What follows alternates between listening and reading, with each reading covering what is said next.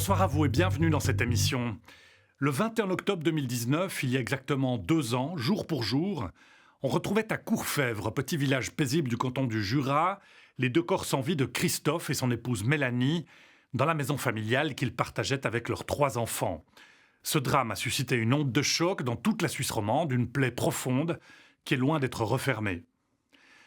Onde de choc d'abord pour les enfants et les sœurs de Mélanie qui s'expriment dans ce reportage, car le drame de Courfèvre n'est pas un fait divers tragique comme les autres, c'est un féminicide.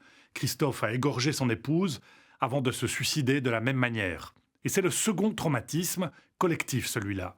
Non seulement il s'agit encore d'un conjoint qui assassine sa femme, en moyenne un féminicide par mois en Suisse depuis 10 ans, mais en plus, Mélanie se savait en grand danger, elle avait porté plainte. Sa sœur Géraldine n'avait pas cessé d'alerter la police la semaine précédant le drame. Colère, révolte, incompréhension. Si nous avons choisi de lui consacrer une enquête complète, c'est précisément parce que le drame de Courfèvre suscite des interrogations légitimes sur la façon dont ce pays, la Suisse, gère les situations qui peuvent conduire au féminicide. 135 femmes tuées sous les coups de leurs conjoints ou ex-conjoints en 10 ans, c'est trop, beaucoup trop.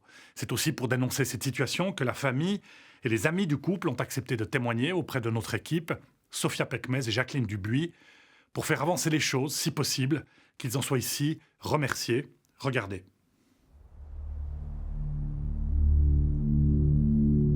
C'est dans ce coin de Jura, à Courfèvre exactement, que vit Christophe Keller. Comme chaque lundi, ce fauconnier de 47 ans a prévu une partie de chasse. Mais apparemment, il change d'avis. En ce matin pluvieux du 21 octobre 2019, Christophe se dirige en fait vers son domicile. Dans quel état d'esprit est-il? On ne le saura jamais. Quelques instants plus tard, Christophe est mort, sa femme Mélanie aussi. Ces images sont inédites. Elles ont été tournées par la famille quelques jours après le drame. On est dans la maison du couple, au premier étage, là où tout s'est passé. Nous avons également obtenu les photos de la scène de crime. Sur celle-ci, prise dans la chambre d'un des enfants, on voit les vêtements que portait Christophe ce matin-là. Sur le lit, ceux de Mélanie. Ce mot d'adieu à l'écriture féminine se trouvait sur le bureau. « Je suis désolée de tout ça. J'espère que vous nous pardonnez un jour. Au revoir. » Dans le couloir, tout a été nettoyé, le parquet décapé. Le jour du drame, il y avait du sang et de l'eau partout. Dans la salle de bain, la baignoire est remplie d'une eau immaculée, mais du sang recouvre les parois extérieures et le sol.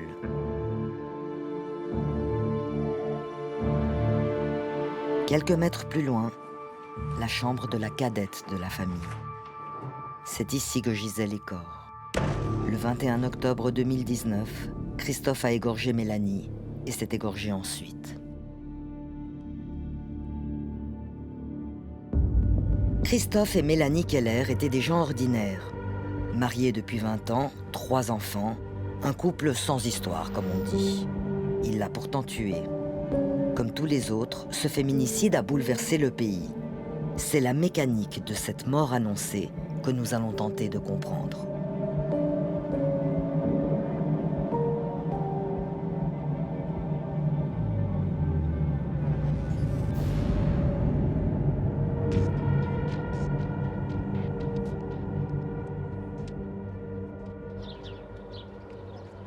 Les 3 sœurs, son fils aîné et aujourd'hui une de ses nièces, se rendent sur la tombe de la Méla, comme on l'appelle ici.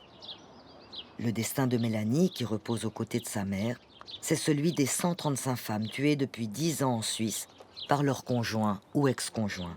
En moyenne, ça fait 1 par mois.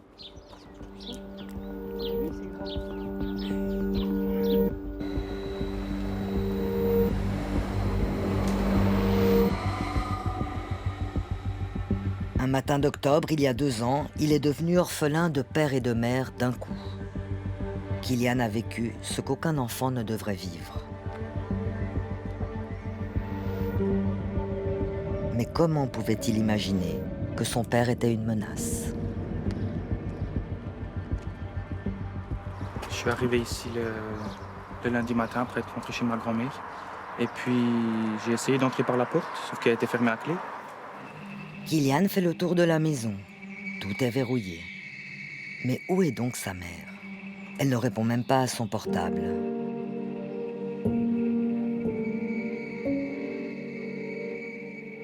Il aperçoit soudain du sang couler de la fenêtre du premier étage. Inquiet, il appelle Ludivine, une des sœurs de sa mère. Je dis, n'entre pas dans la maison, j'arrive. Je sais pas, je sentais qu'il y avait quelque chose, mais je pouvais pas le dire, quoi. J'ai juste dit à Kylian, ne rentre pas dans cette maison. Ludivine saute dans sa voiture et rejoint son neveu. Il y a urgence, elle le sait. À la vue du sang qui s'écoule du premier étage, elle force une fenêtre. Et le premier réflexe qu'on a eu, c'est de monter tous les deux à l'étage. Puis à l'étage, on a découvert les deux corps de mes parents, totalement dénudés dans la chambre de ma petite sœur.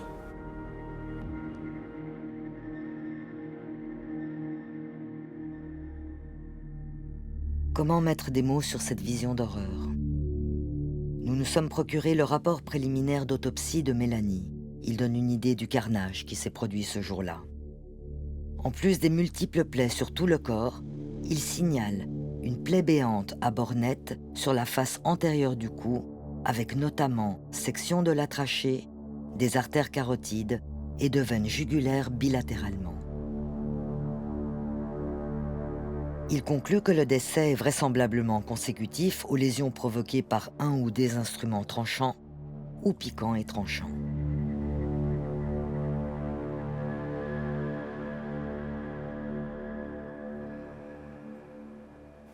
À ce moment-là, une envie de vomir.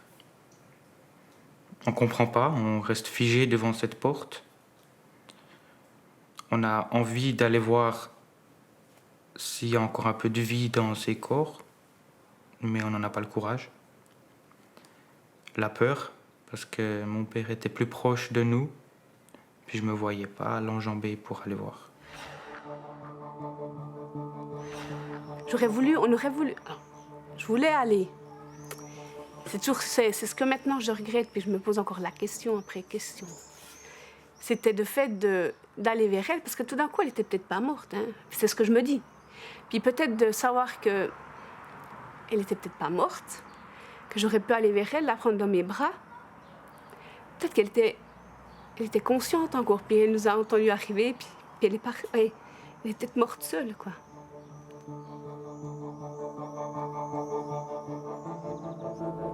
Une autre sœur de Mélanie arrive quelques minutes plus tard sur les lieux. Ce moment est gravé dans sa mémoire.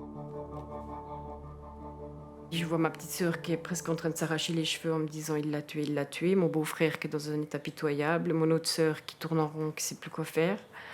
Je vois du sang qui coule de la fenêtre. Je vois mon neveu qui hurle parce que ses parents sont morts.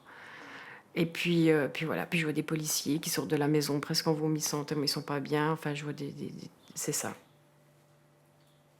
Et là, j'ai hurlé. Ce matin-là, un cri déchire le ciel au-dessus de Courfèvre.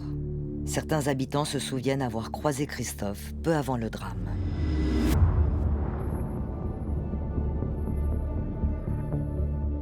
Ce matin-là, c'était un lundi, je sors, j'ai la boîte aux lettres en face de la boulangerie Jobé, et je vois Christophe qui semble, il me semble qu'il a acheté un petit pain ou un café, je ne sais pas. On se dit ciao, ciao, puis il est parti, quoi. Allez hop, on bouge. Et puis on tombe à nouveau sur Christophe vers 7h du matin. Cette fois, il nourrit ses chiens, placés en pension chez son voisin, Bernard Gredel. Sur le coup de 8 heures, le père à Christophe, André, nous dit, Christophe vient chasser avec nous, mais il aura un peu de retard. J'attends Christophe au véhicule, au bivouac. Il n'arrive pas. Je prends mon portable, j'appelle ma compagne et je lui dis, Christophe, il est venu prendre les chiens. Puis elle me dit, oui, je l'ai vu, il les promenait le long de la piste cyclable. Et ensuite, elle me dit, voilà, le bus est toujours là devant la maison. Halte à la boulangerie, promenade des chiens. Ce matin-là, c'est un homme en apparence normale qui va tuer sa femme. Christophe a tué Mélanie. Ça s'appelle un féminicide. On parlait autrefois de crime passionnel. Parfois, il ponctue un parcours de violence conjugale, parfois pas. Pas un jour sans que Courfeyvre ne se souvienne de Mélanie, pas une semaine sans que cette problématique ne fasse la une des journaux. Les féminicides sont une question sociétale, analysée comme telle. Les meurtres conjugaux ont toujours existé. Ce qui change véritablement, c'est la tolérance qu'on a sur ces actes. Et c'est là qu'on a vraiment un changement de curseur, probablement aussi dans la lignée justement de tous ces mouvements féministes, du MeToo. La société ne supporte plus l'idée qu'un homme s'en prenne à sa femme justement parce que c'est une femme, c'est-à-dire considérée comme un genre mineur. Ce qui change, c'est la façon dont on se le représente, c'est la façon dont on le définit, c'est la façon dont on dit c'est acceptable ou pas, ça fait partie de la vie de couple ou pas. Il est normal qu'un mari corrige sa femme. Non, aujourd'hui, il n'est plus normal qu'un mari corrige sa femme. Et pourquoi ce sont toujours les mêmes qui frappent? C'est très souvent, effectivement, plus les hommes qui tuent les femmes.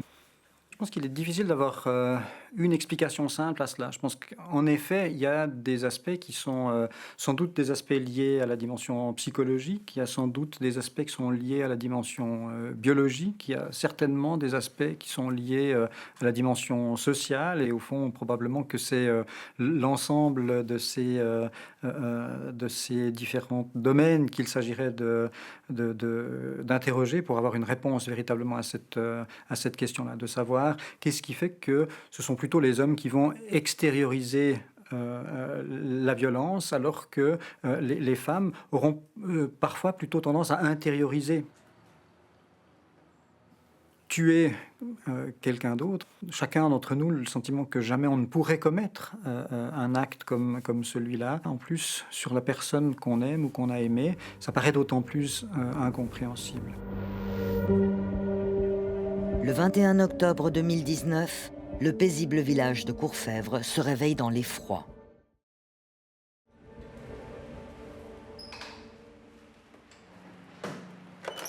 Alors c'est clair que ça a fait un boom dans le village. Des histoires après, il y en a eu tant que vous voulez. Ils se sont tués, il y a coupé la tête, il y a coupé les bras, il y a... Ouais, voilà. C'est des choses, après, ces gens ici, ils aiment bien parler. On est dans des petits villages, on aime bien... On sait tout, puis on sait peut-être rien, quoi.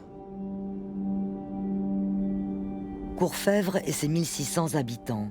Courfeyvre, où la vie est rythmée par la chasse et les apéros.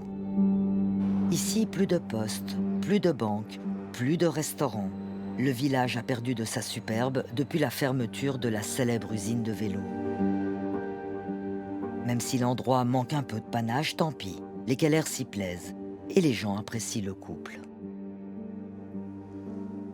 Beaucoup d'attention entre eux. Un couple serein, je veux dire, solide, quoi. Solide, avec beaucoup d'amour et puis beaucoup de temps passé ensemble. C'est quand même des gens qui... Halloween, ils étaient là, en famille. Fête du village, on les voyait en famille. Barlotta, ils venaient en famille. Dès qu'il y avait quelque chose qui bougeait par ici, ils étaient tout le temps en famille. Mélanie est enjouée et rigolote. Elle ne refuse jamais une fête avec les siens. Christophe est décrit comme serviable et sérieux. En 2015, la famille affiche son bonheur sur cette une de Migros Magazine. C'est que le couple est connu dans la région. Christophe est un des rares fauconniers de Suisse et il a racheté un zoo dans le coin, ce qui lui vaut la faveur des médias. Et le lynx, c'est un animal qui est extraordinaire à venir voir. Vous avez pu faire l'expérience. Donc, comme il est en captivité également, il cherche, il regarde, il est confiant, il est très doux. Et c'est un animal fantastique à voir. Bonheur, notoriété, joie de vivre. En fait, tout ça, c'était du bluff.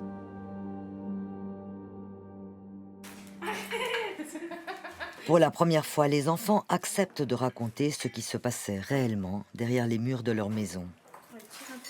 C'est une parole rare dans les médias.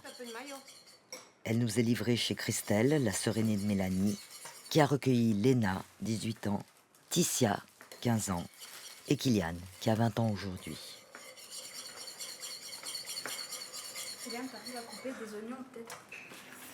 Léna ne s'est jamais exprimée publiquement. Elle choisit de le faire dans ce reportage. C'est vrai que c'est pas facile, on va dire. C'est pas facile et puis faut s'ouvrir. Et donc on va dire c'est peut-être la première fois que j'arrive à m'ouvrir, à en parler. Parce que y a des choses que j'ai jamais parlé. Et puis donc c'est peut-être l'une des premières fois que je peux aussi donner mon ressenti. J'ai peut-être eu besoin aussi de m'ouvrir et puis voilà pourquoi je le fais. Alors Léna raconte. Quand on rentrait pour prendre le souper, l'ambiance était très froide. Il y avait beaucoup d'énervement de mon père vis-à-vis à ma mère. Il lui disait assez souvent « tu sers à rien, tu fais pas les choses correctement, tu pourrais faire mieux, tu es une incapable, tu sais rien faire dans la vie, la seule chose que tu sais faire c'est t'occuper de tes enfants puis faire à manger, et encore des fois c'est moi qui dois faire à manger ». Il y avait plein de trucs comme ça. Il était très dur vis-à-vis de ma mère.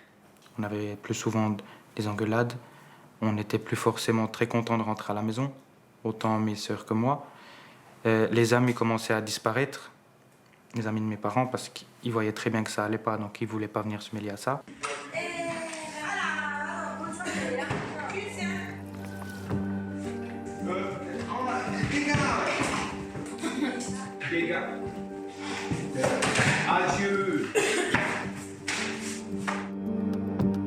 Christophe exerce en plus un véritable contrôle sur sa femme. Mélanie ne peut pas vraiment travailler. Mélanie n'a pas de carte de crédit, ni de permis de conduire. En fait, Mélanie est complètement sous emprise. Elle subit sans rien dire. Mais pourquoi ce couple est-il à la dérive? L'usure peut-être, mais en réalité, c'est le zoo. Le grand rêve de Christophe est un fiasco commercial qui engendre des dettes phénoménales. Le couple sombre en même temps que le projet. Toutes les humiliations que mon père faisait subir à ma mère, ça devenait tellement insupportable pour mes sœurs et moi qu'à un moment donné, j'ai menacé de quitter la maison s'il ne se calmait pas. Et puis il m'a menacé de mettre fin à sa vie parce que vivre sans ma mère, il n'y arriverait pas. Ma mère nous aurait forcément suivis.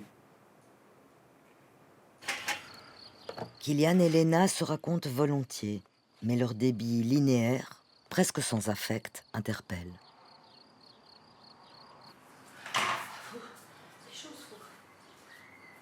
Ce sont des enfants qui sont très discrets, qui ne parlent pas, qui ne montrent pas leurs émotions. J'ai l'impression que c'est 3 bombes à retardement. C'est 3 bombes à retardement parce que personne n'est suivi, ils ne veulent pas. Difficile pourtant d'imaginer qu'ils n'aient pas besoin d'aide. Quand on leur demande quelle image ils gardent de leurs parents, leur douleur se révèle. La seule image qui me revient comme ça sans réfléchir, c'est le fameux lundi matin dans cette chambre.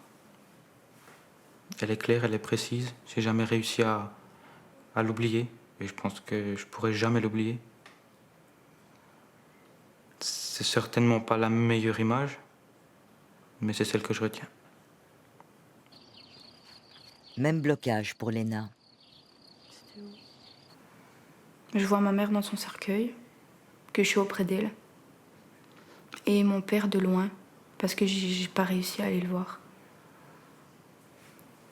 C'est tout. J'ai pas d'autres images en fait qui me reviennent. Pour la première fois depuis le drame, Léna et Kylian replongent dans leurs photos de famille. Aujourd'hui, ils retrouvent un cadre sécurisant chez leur tante. Elle aussi a dû faire son bout de chemin. Avant le 21 octobre, je vivais toute seule avec mon fils, dans un 3 pièces et demi. Ce qui est arrivé est arrivé. Et puis nos vies là a commencé d'être complètement chamboulées. Autant celle de mon fils que moi. Lui qui était fils unique. On ne sait pas comment on fonctionne. Voilà, moi je ne savais pas que Ticia n'aimait pas les tomates. Voilà, qu'elle adorait les cordons bleus et puis les croquettes, mais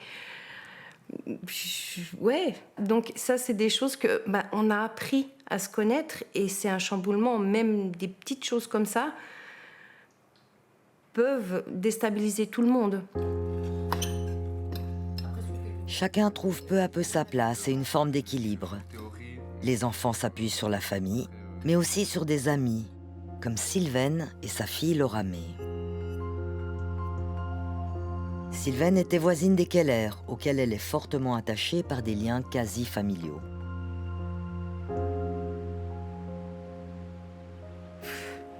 J'ai du mal encore à y croire. Mais bon, ça y est. Elle n'arrive pas, elle.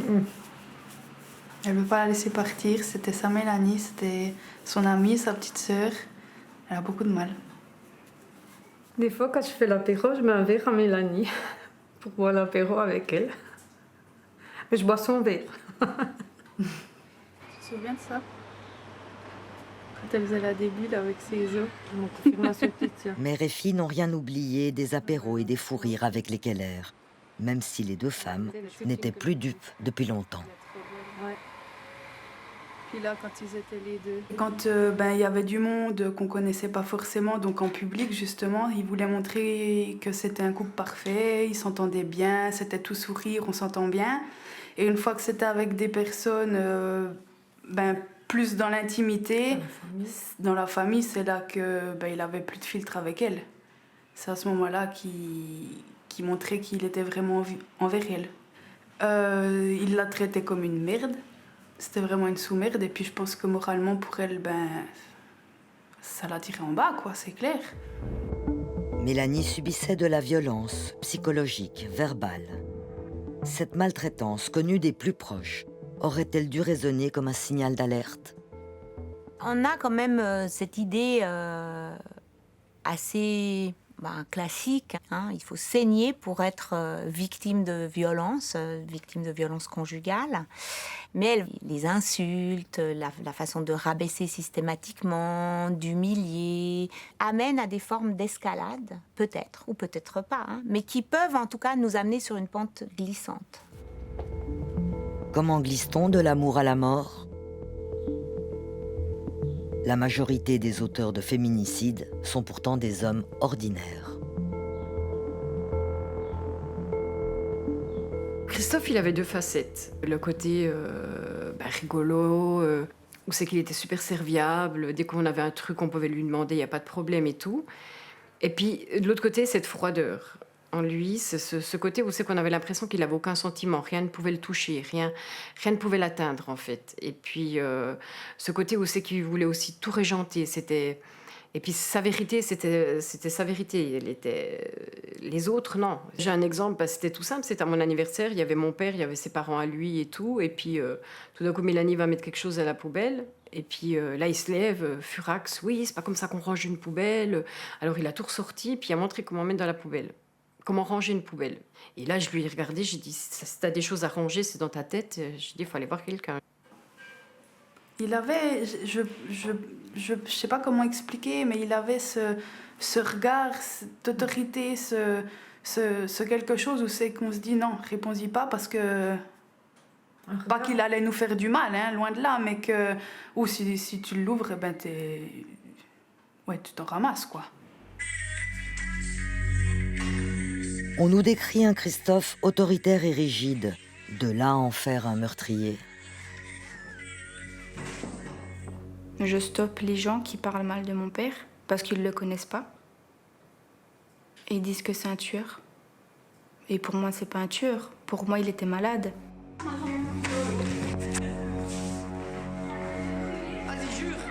C'est vrai qu'il n'existe pas, au fond, de profil type. Et l'immense majorité des personnes qui en viennent à tuer leur conjointe, leur épouse, ne sont pas des personnes qui étaient connues pour avoir des troubles psychiatriques. Ce ne sont pas des personnes qui étaient suivies en psychiatrie, ce ne sont pas des gens qui avaient des difficultés, ce ne sont pas des gens qui prenaient des traitements. La plupart du temps, il y a rien de cela. Donc, manifestement, ça n'est pas tellement les situations dans lesquelles la maladie mentale est en jeu qui peut aboutir à ce genre de situation-là. Christophe n'est sûrement pas fou, mais il est infidèle.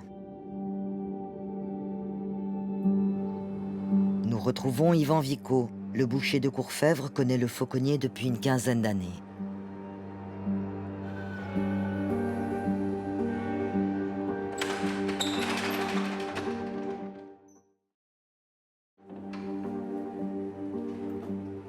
Un jour, Christophe, il est venu à la boucherie et il m'a dit oh, je suis pas bien. Puis j'ai demandé qu'est-ce qu'il avait, puis il m'a commencé à me raconter qu'il a eu une aventure avec une femme et puis qu'il voulait quitter Mélanie pour s'installer avec tous les gosses et puis ses gosses à lui, ses gosses à elle, puis aller vivre tous ensemble. J'ai essayé de le persuader qu'il reste quand même avec Mélanie et puis que c'est peut-être un passage, peut-être qu'elle va y pardonner. Puis en effet, une semaine après, 10 jours après à peu près, il est venu, il était tout heureux que Mélanie lui avait pardonné, quoi. Après, voilà, personnellement, c'est des pardons, je ne sais pas jusqu'où ça va. Ça n'a pas été très loin, apparemment. Moi, je pense que le jour où elle a vraiment plus envie de lui et puis de vivre avec lui, je pense que c'est le jour où il est allé à gauche, où il a eu une maîtresse. Et puis ça, elle l'a jamais trop accepté, ce qui est normal. Hein. Elle m'a dit j'ai envie de divorcer. Plusieurs fois, elle me l'a dit, mais une année avant même. Puis on lui disait fais-le. Mais elle n'a jamais osé. Elle avait peur de ne pas se débrouiller seule avec ses enfants. On y va. Ça marche pas bien, Olivier. C'est 10 minutes. C'est 10 minutes. Oui, on va la voir en premier. Où là-bas? Non, mais il est trop froid. Hein. Allez! Pendant de longs mois, Mélanie tergiverse. Elle veut divorcer, puis ne veut plus. Et enfin, elle le franchit, ce cap. Nous sommes le vendredi 11 octobre 2019. Mélanie annonce à son mari qu'elle veut le quitter. C'est 9 jours avant le drame. Christophe ne comprend pas. Dans la soirée du lendemain, samedi 12 octobre, il exige des explications. Il est perdu. Mélanie martèle qu'elle ne l'aime plus. Et soudain, volte-face. Le fauconnier dit à sa femme accepter la rupture à condition d'avoir encore 2 rapports sexuels avec elle. Étrange négociation. Parfois, à l'annonce d'une rupture, il va pouvoir y avoir encore beaucoup de choses qui vont être de l'ordre d'un espoir qui subsiste. Je vais tout faire pour essayer de la reconquérir ou de la convaincre de rester. Était-ce l'intention de Christophe ce soir-là? Les événements qui vont suivre marquent un tournant décisif dans l'histoire du couple. Prétextant un malaise de Léna qui fait la fête dans un village voisin, Christophe propose à Mélanie d'aller chercher leur fille. Nous sommes le dimanche 13 octobre à 2h du matin. Nous avons reconstitué le déroulement des faits qui vont suivre sur la base du dossier d'instruction.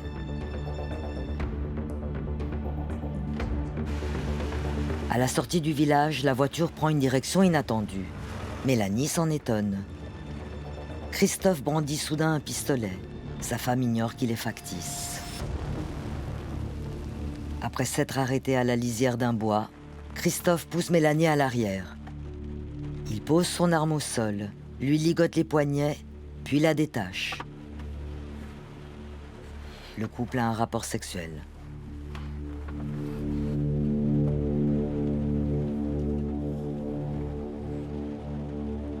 Mélanie et Christophe repassent ensuite sur les sièges avant pour discuter et fumer, et cela pendant plus d'1 heure. Puis le couple a un second rapport sexuel. Il regagne son domicile vers 5h du matin. Après ces événements, les choses s'accélèrent. Le jour venu, Mélanie profite de l'absence de son mari pour se précipiter chez Sylvaine.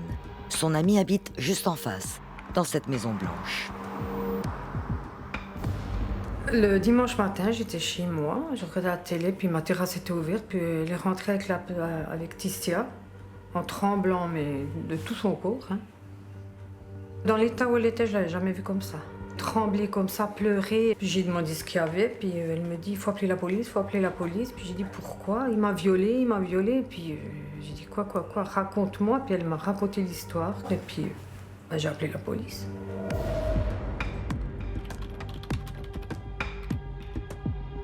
Mélanie est amenée dans les locaux de la police cantonale à Delémont.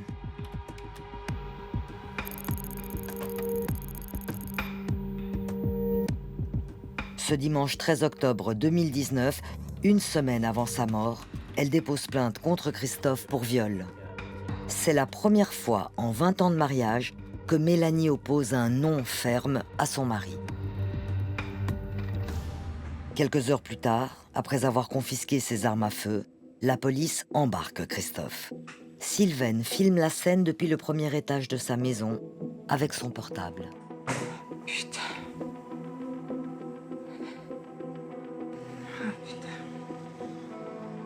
Voici les images inédites de l'interpellation de Christophe devant son domicile.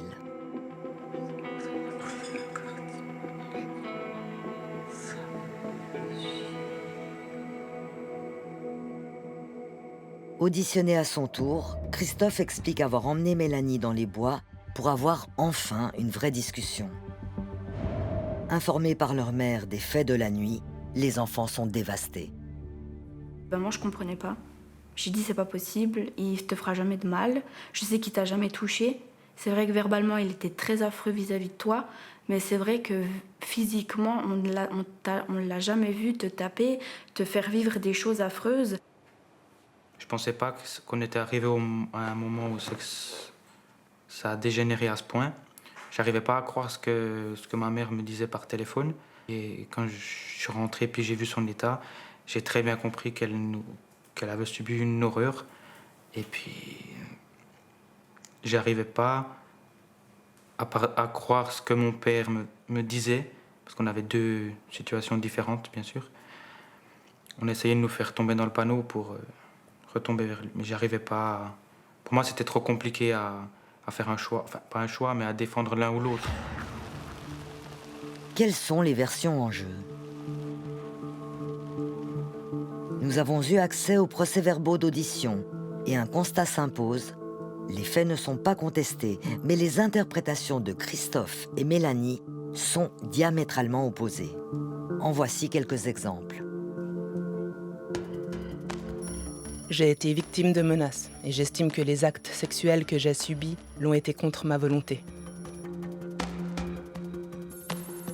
Elle était tout aussi active que moi lors de ce rapport. Nous ne nous sommes rien refusés l'un l'autre. Mélanie s'est aussi dite victime de menaces. Il pointait le pistolet sur moi. Il m'a regardé et m'a dit « Il y en a 2 pour toi et 2 pour moi ». Il y avait de la méchanceté et de la chiasse dans ses yeux. Je lui ai dit, il pourrait y avoir 2 balles pour toi et 2 balles pour moi. Mais j'ai précisé tout de suite après que cela n'était pas le cas et qu'elle ne risquait rien et que je ne voulais pas la tuer. Quant au bilan de cette soirée, j'ai laissé faire et je ne me suis pas opposée physiquement ou verbalement car j'avais trop peur. J'avais peur qu'en lui disant non, cela dégénère car il avait toujours l'arme à côté de lui. Elle m'a dit avoir eu énormément peur, mais qu'elle était contente, car on avait pu discuter, et que je lui avais fait du bien mentalement avec ce clash. le policier en charge de ces auditions relâche Christophe, qui rentre chez lui. Mélanie et les enfants s'installent à l'hôtel à Delémont. Le lendemain, Christophe est auditionné par une procureure cette fois. Il confirme sa version de la veille. La magistrate renonce à emprisonner Christophe, mais lui impose des mesures de substitution. Le fauconnier a interdiction de se rendre au domicile familial et ne peut plus contacter sa femme. Ces mesures ne seront pas supervisées. Christophe s'installe le soir même chez ses parents. Il se montre inquiet d'un éventuel divorce. « Je l'aime trop », dira-t-il à son père. Pour Christophe et Mélanie, le compte à rebours a démarré. Nous sommes 7 jours avant le drame. Que s'est-il passé dans cette dernière semaine de vie du couple? Nous en avons retenu 4 dates.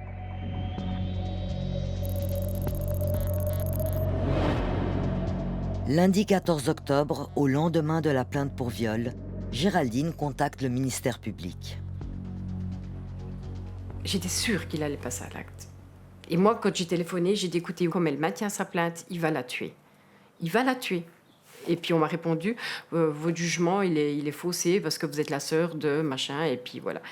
Et j'ai dit, vous le laissez en liberté, il n'y a rien qui dira que... J'ai dit, à part quand on retrouvera ma sœur morte, j'ai dit, voilà. J'ai dit, et vous le laissez comme ça en liberté, sans même un fil pour le retenir, rien du tout.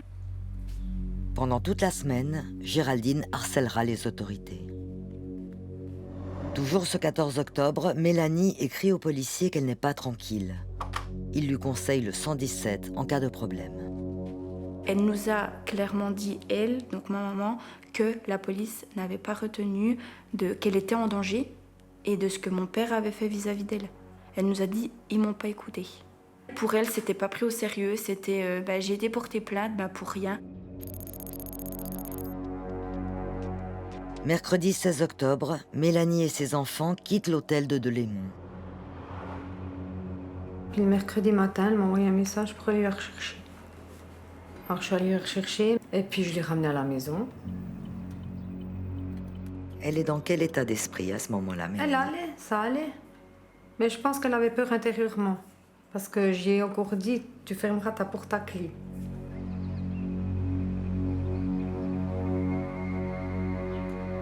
Et puis le mercredi soir, on est allé manger la basse-cour. On a passé une super bonne petite soirée. La seule que j'ai passée avec elle, dans un bistrot, hein, depuis les années que je la connais. Voilà, santé. Merci, santé, merci. Et puis on a discuté un peu de l'avenir et puis qu'elle avait quand même peur, mais on n'a pas trop abordé ce sujet-là. Mélanie a-t-elle eu soudain un coup de blues? La fille de Sylvaine les rejoint plus tard dans la soirée. J'ai jamais vu Mélanie comme ça. C'est-à-dire? Elle était éteinte, elle était triste, elle était tremblante, elle était vraiment pas bien.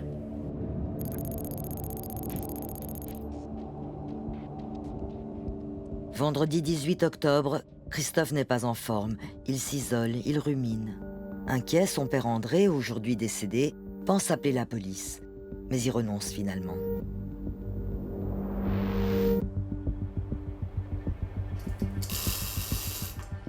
On retrouve Bernard Gredel, l'ami et surtout le confident d'André. Bernard se souvient de l'inquiétude du père de Christophe au moment de la plainte pour viol. Ce qu'André a dit, et je l'ai entendu plusieurs fois, mon fils il est fou, il faut l'enfermer. Bernard s'en étonne. Pendant cette dernière semaine, il voit régulièrement Christophe qui lui a laissé ses chiens en pension. Et il ne le trouve pas particulièrement perturbé. La seule chose qu'il m'a dit un jour, j'ai la chiasse, excusez-moi de l'expression, j'ai peur de devoir aller en prison. Voilà, ça c'est la seule chose qu'il a exprimée de manière négative sur ce qui pourrait lui arriver. Et il était là, il était calme, à part peut-être qu'il a quand même une fois exprimé le fait qu'il était désœuvré. C'est vrai qu'avant ces problèmes, c'est un gars qui avait à s'occuper de bestioles qu'il détenait chez lui, des oiseaux, une fouine ou je ne sais plus quoi. Il avait des parcadins au village. Il avait un peu lui-même ce sentiment de dire « je m'ennuie ».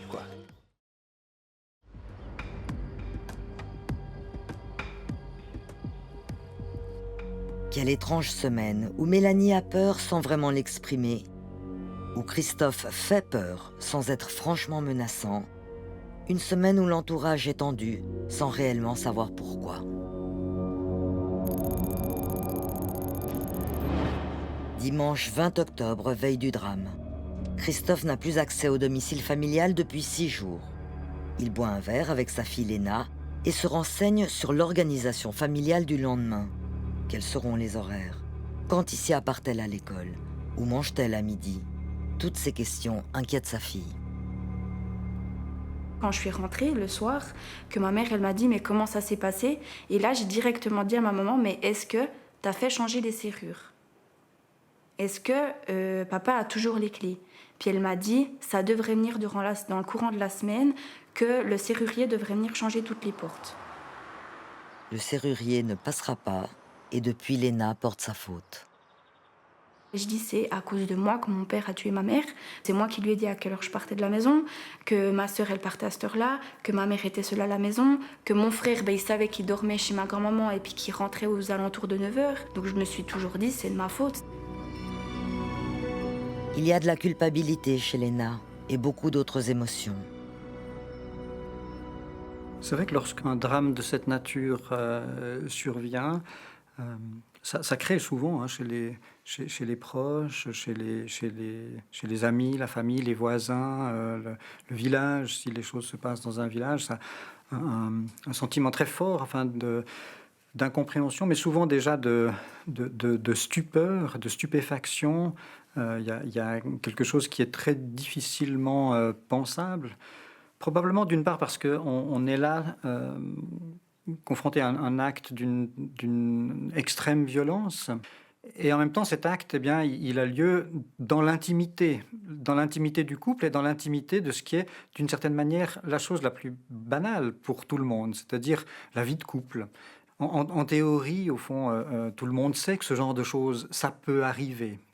Mais au fond, que ça arrive à quelqu'un qu'on connaît, à quelqu'un qui est proche, à quelqu'un dont jamais on aurait pu penser que quelque chose comme ça arrive, alors ça ébranle, au fond, des certitudes. On peut avoir l'impression, dans ces moments, de ne plus connaître les gens. On pensait les connaître et tout à coup, il arrive quelque chose qu'on n'avait pas forcément pu imaginer ou anticiper.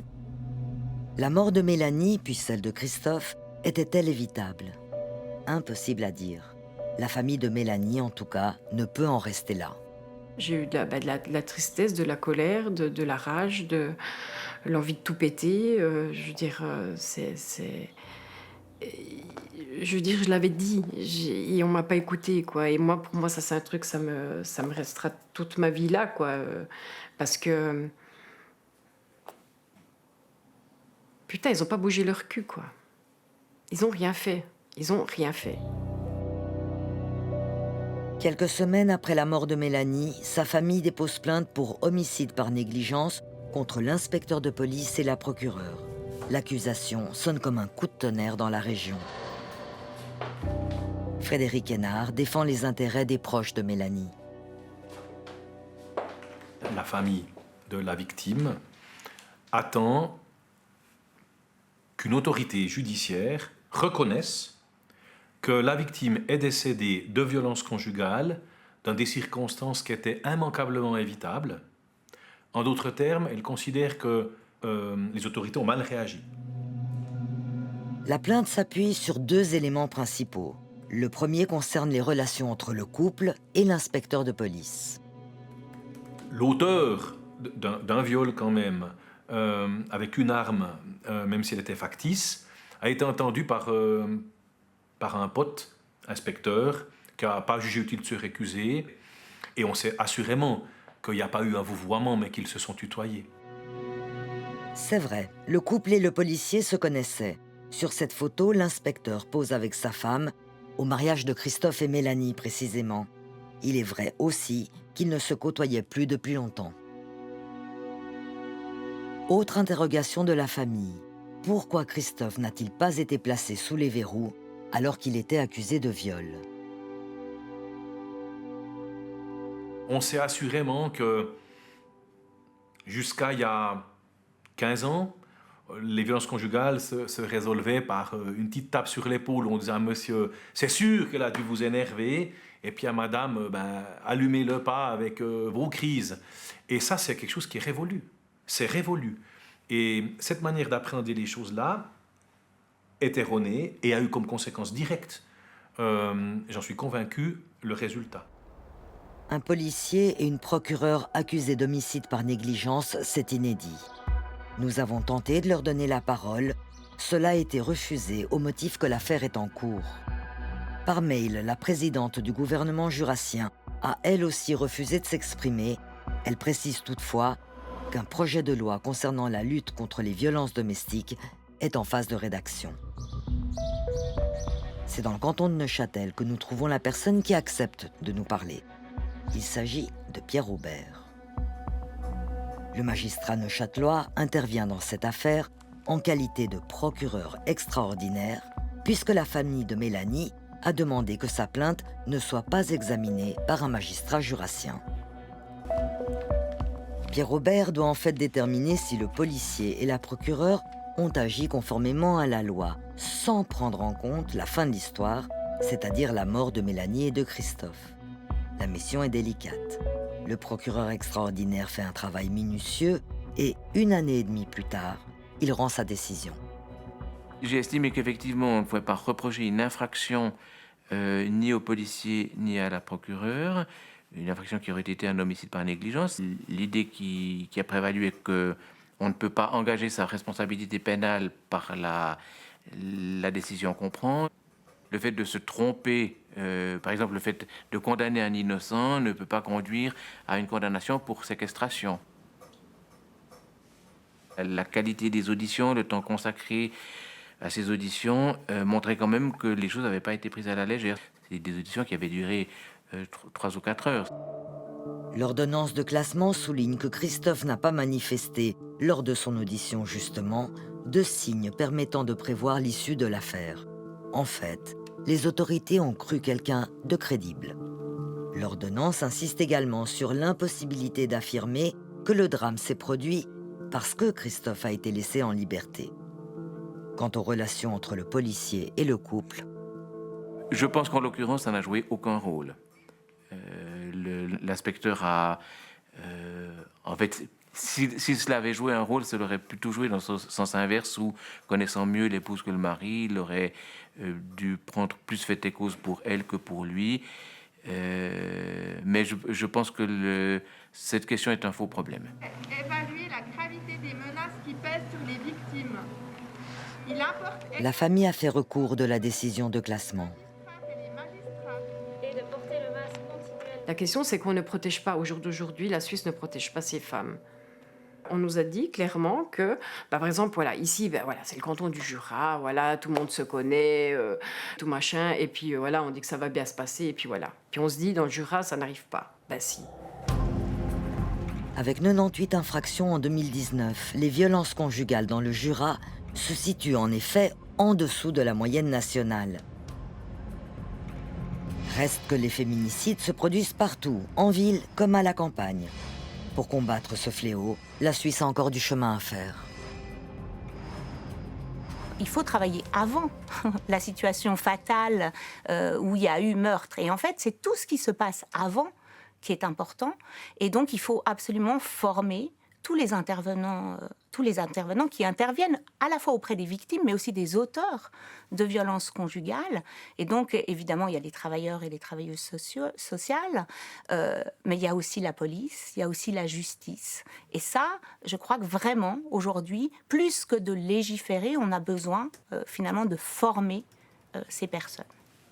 Et puis aussi, il faut une volonté politique, de l'argent, des financements pour pouvoir justement multiplier les relais, les espaces où ces personnes peuvent être en sécurité. Mélanie, à l'évidence, ne l'était pas.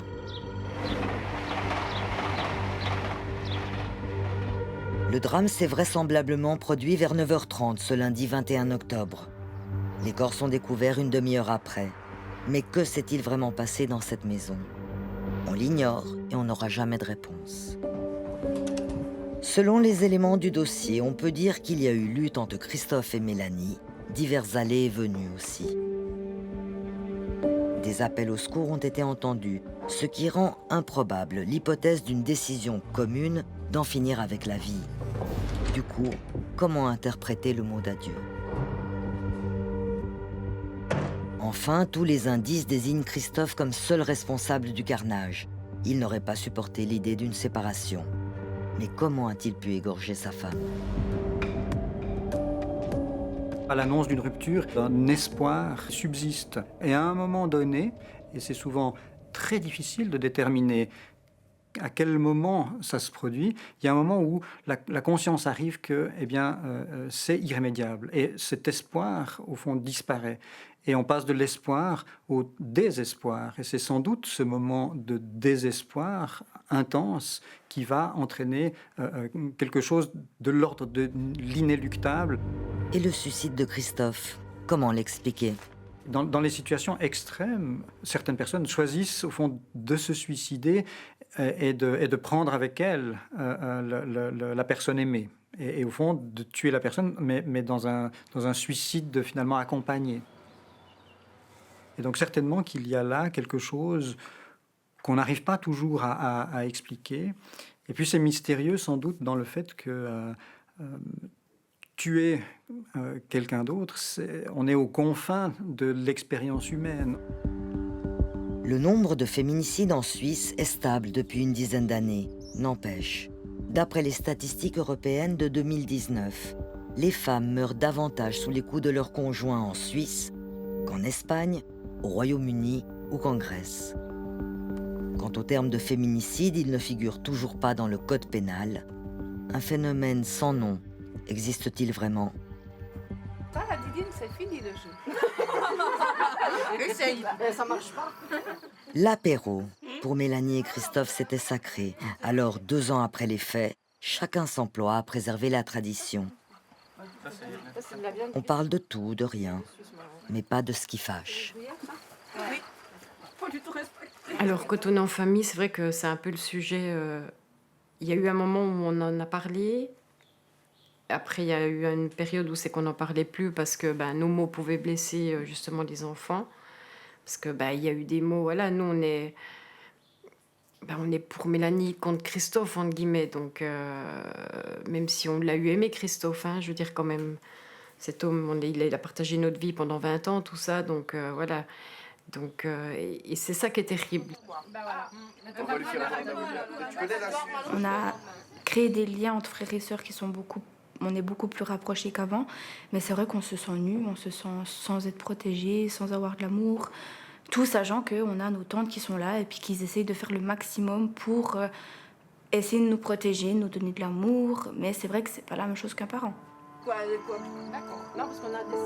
On papote, on rigole, on se soutient les uns les autres, mais les fantômes ne sont jamais très loin, et les larmes non plus.